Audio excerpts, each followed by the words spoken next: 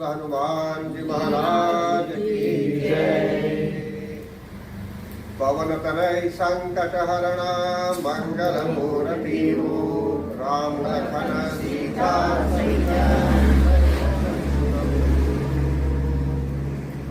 परम आदरणीय भगवान, संसार में हर तरह से जो है सो कि भक्तों को प्रगति पथ पर बढ़ने में यदि किसी प्रकार की भी कठिनाई हो रही होगी या तो जीवन में अशांति का वातावरण यदि फैला हुआ है और हम लोग चाहते हैं कि हमारे जीवन में शांति हो, दुख न हो, रोग आदि न हो, तो हमारे लिए देखिए भगवान उदाहरण लेना चाहिए धर्म ग्रंथों से भी। हनुमान जी महाराज ने यहाँ तक कि प्रभु राम के कार्य के लिए भी हर तरह से प्रयास किया और राम काज करिबे को आतुर, भगवान के कार्य के लिए वे आतुर रहते हैं कि कब जो है सो कि उनको अवसर प्राप्त हो भगवान की सेवा करने के लिए।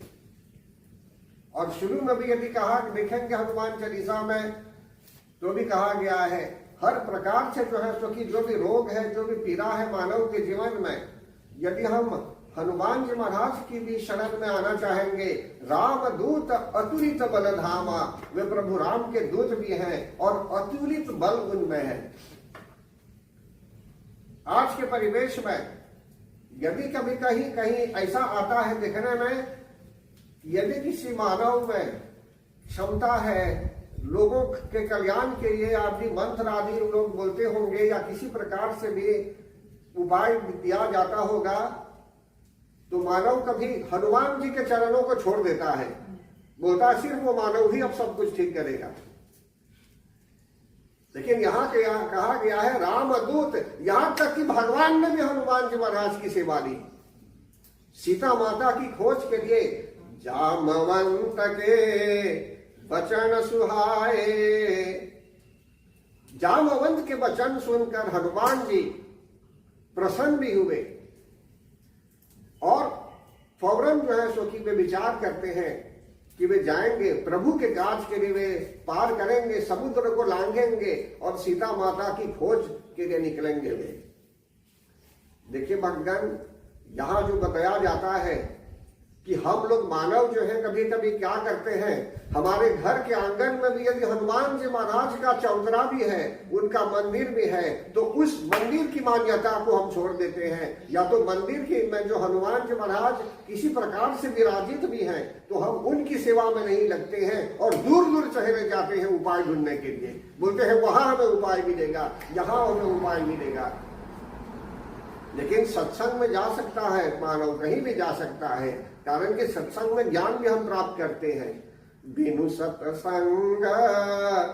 विवेक न होई, राम कृपा बिनु सुलभ न सोई, कि सत्संग के बिना हमें ज्ञान नहीं होता, अच्छे और बुरे की पहचान में नहीं होती। और लेकिन यहाँ भी कहा जाता है कि राम कृपा बिनु, भगवान की कृपा के बिना भी हमें सत्संग नहीं मिलता। तो देखिए भगवान, मानव अगर उदाहरण लेगा धर्म ग्रंथों से, तो भगवान ने भी जैसे भी बताया गया, उन्होंने प्रभु राम ने क्या किया, हनुमान जी महाराज की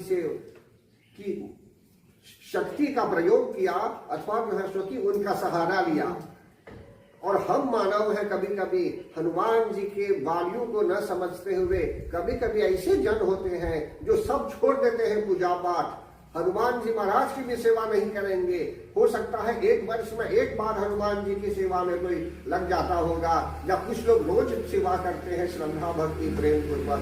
तो देखिए भक्तजन, हमारे अगल बगल में हर तरह से जो है सो कि सेवा का साधन है, लेकिन हम कोशिश नहीं करते होंगे या प्रयास नहीं करते होंगे। अगर हम जो है सो कि ज्ञान प्राप्त कर लेते हैं और अपने जीवन में सुख और शांति लाना चाहते हैं यदि हम, तो हमको अवश्य प्रयास करना है कि हम भगवान के दूत को भी प्रसन्न रखें। राम दूत अतुलित बल धामा, अतुलित बल है उनके यहाँ, अतुलित ऐसा बल है कि हम कंपेयर भी नहीं कर सकते, तुलना भी नहीं कर सकते हैं। अब आप सोचिए, ये समझने की बात है कि हमारे जीवन में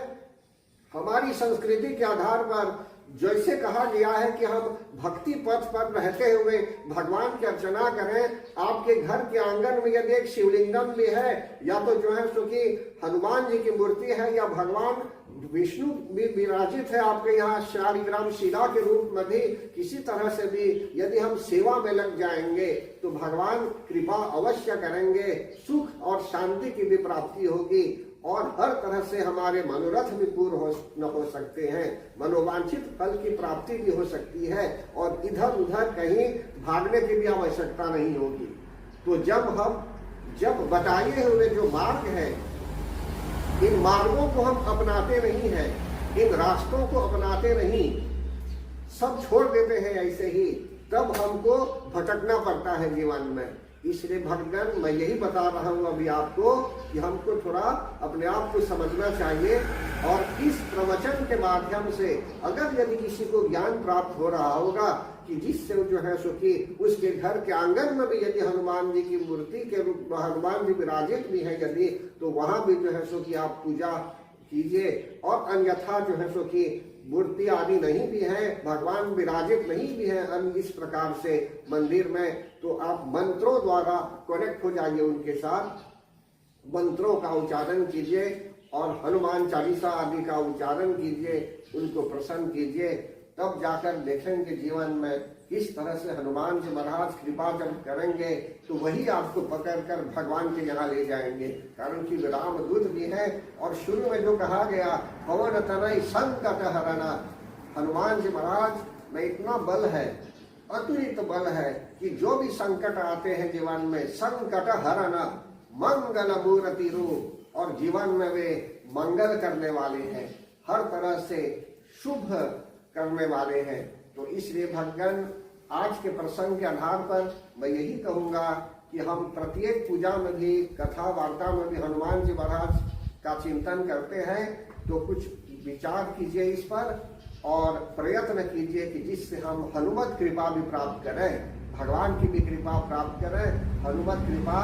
शक्ति की भी आराधना हम निरंतर करते रहें, नारायण की भी आराधना करते रहें, उनके मंत्रों का जप हम करते रहें। कारण कि हम मानव हैं, मनुष्यों के लिए ऐसा करना ही है। हमारे पाठ्यक्रम में, हमारे सिलेबस में ऐसा है कि हमको इन मंत्रों का प्रयोग भी करना है। ओम नमो भगवते वासुदेवाय, ओम नमो भगवते वासुदेवाय,